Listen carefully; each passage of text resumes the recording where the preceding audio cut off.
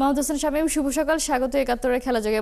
অনেক দিন পর বা যদি বলি 5টা টেস্ট পর আমরা অবশেষে বলতে পারছি যে জয়ের সুবাতাস পাচ্ছে বাংলাদেশ। কারণ 211 রানের লিড এবং জ্যামাইকার যে স্ট্যাট সেখানে 212 রানের লিড পর্যন্ত আসলে দ্বিতীয় ইনিংসে খেলতে নেমে তারা জিততে পারে আর কি। পরের ইনিংসে যারা টার্গেট চেস করতে যায় সেখান থেকে বাংলাদেশ একটা সুবিধাজনক স্থানে আছে।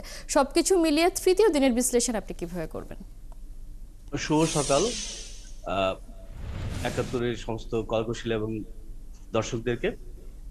আমার মনে হচ্ছে যে এই টেস্টে বাংলাদেশ একটা জয়ের ভালো সম্ভাবনার মধ্যে দাঁড়িয়ে আছে এবং যে মোমেন্টামটা তাদের হাতে আছে তাতে এই টেস্টটা জেতার কারণ এটা আপনি অলরেডি বলেছেন যে এটা একটা ঐতিহাসিক ব্যাপার আছে, স্ট্যাটসের একটা ব্যাপার আছে।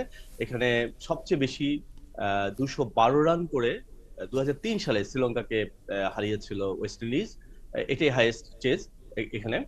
তো সেই ক্ষেত্রে বাংলাদেশ অলরেডি একটা লিড পেয়েছে, 211 রানের লিড পেয়েছে এবং এই লিডের 5 উইকেট এখনো হাতে আছে। এবং সবচেয়ে বড় ব্যাপার হচ্ছে যে মুমিনুল হক, যিনি অসুস্থতার জন্য গতকালকেও মাঠে নামেননি, প্যাড পরেছিলেন, তারও খেলা বাকি আছে। ফলে আমার মনে হচ্ছে যে বাংলাদেশ এই লিগটাকে আরো ভালোভাবে নিয়ে যেতে পারবে, ভালো অবস্থান নিয়ে যেতে পারবে।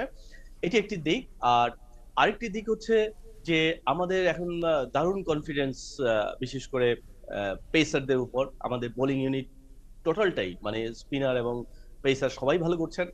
আমরা দেখেছি প্রথম টেস্টে যে একটা 181 রানে পিছিয়ে থেকে মিরাজ যে একটা খুব সাহসী সিদ্ধান্ত নিয়েছিলেন ইনিংস ডিক্লেয়ার করা। তারপর আমাদের বোলাররা কিন্তু খেলাটাকে হাতের মুঠোয় আমি বলবো যে নিয়ে এসেছিলেন। 334 রানের টার্গেট ছিল, কিন্তু ব্যাটিং বিপর্যয়ের কারণে আমাদের সেই টেস্টে আসলে আর ওরকম কিছু করা হয়নি। জয়টা হয়তো আরেকটু যদি তারা সতর্কতার সাথে খেলতেন, আরেকটু যদি দায়িত্ব নিয়ে খেলতেন, তাহলে হয়তো যদিও ওয়েস্ট ইন্ডিজে আমরা দেখতে পাচ্ছি যে খুব স্লো উইকেট এবং খুব ট্রিকি উইকেট হচ্ছে, প্রচুর উইকেট পড়ছে। এখন যেটা হচ্ছে যে এই টেস্টে এসে আমরা গত টেস্টে যেটা দেখেছিলাম যে জেডেন সিলস 5 রানে 4 উইকেট নিয়েছিলেন, খুব বিধ্বংসী ছিলেন। কিন্তু এইখানে এসে আমরা দ্বিতীয় টেস্টে কিন্তু আমরা ওয়েস্ট ইন্ডিজকে ঠিক ওইভাবে দেখছি না।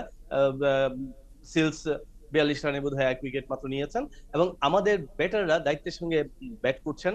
বিশেষ করে আমি বলবো যে তৃতীয় উইকেট জুটিতে সালমান এবং মিরাজ যে আক্রমণাত্মক 74 বলে 70 রানের যে জুটিটা করেছিলেন, সেটি আমাদেরকে একটা মোমেন্টাম দিয়েছে।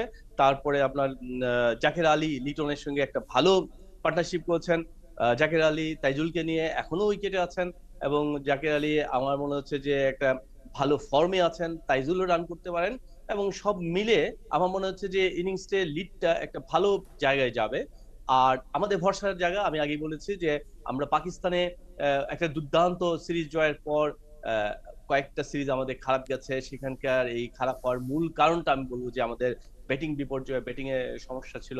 কিন্তু একেবারে এখানে আমরা ওয়েস্ট ইন্ডিজ আসলে এসে আমরা দেখতে পাচ্ছি দেশের বাইরে বা দেশে যত কিছুই জিতেছি, যত সিরিজই হোক না কেন বা যত ম্যাচ, সেখানে বোলারদের একটা ক্রেডিট থাকে এবং যখন আসলে ব্যাটাররাও সেখানে সমানভাবে ক্রেডিটটা দেওয়ার চেষ্টা করে বা রাখার চেষ্টা করে, তখনই কিন্তু আসলে আমরা সেই জায়গায় দেখা গেছে যে আমরা অবিস্মরণীয় কিছু একটা করে বসি।